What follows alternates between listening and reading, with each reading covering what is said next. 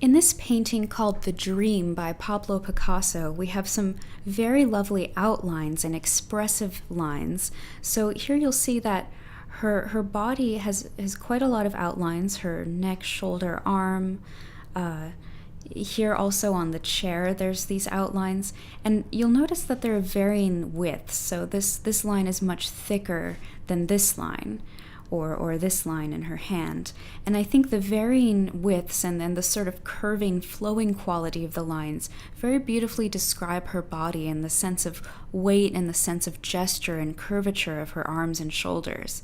And we also get these strong, bold outlines back here, these vertical and horizontal lines in the wall that kind of offset the curving, flowing quality of her. Here we have Van Gogh, a painter who's very notable for his use of expressive line and line and texture as a very important part of his expressive quality.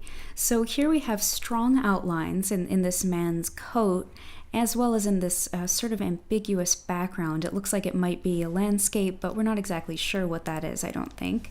And then here's these books and his hat. So there's a number of places where there are clear black outlines, but there aren't always outlines. You know, his face and his hand here are suggested by a change in color, but they aren't clearly outlined by black strokes. But we also have all kinds of lines on the surface of the objects.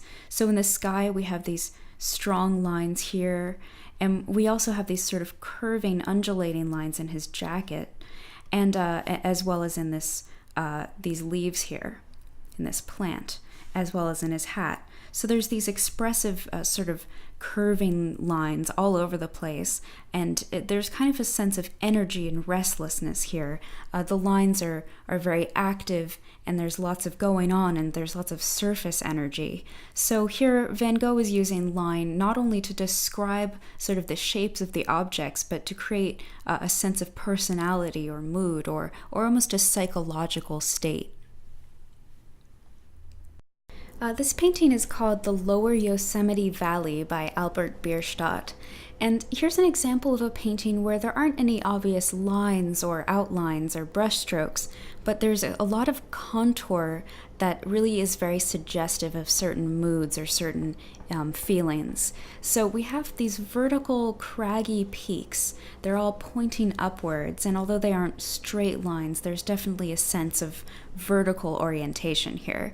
And I think those lines upwards really direct my view towards the sky, and they create a sense of height. You get a sense of the size of the landscape because of how big and tall these craggy peaks are.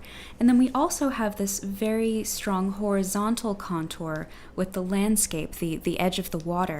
And I think that creates a sense of vastness and rest and peacefulness. So even while we have this sense of height and grandeur, we also have this sense of stability and strength and kind of groundedness.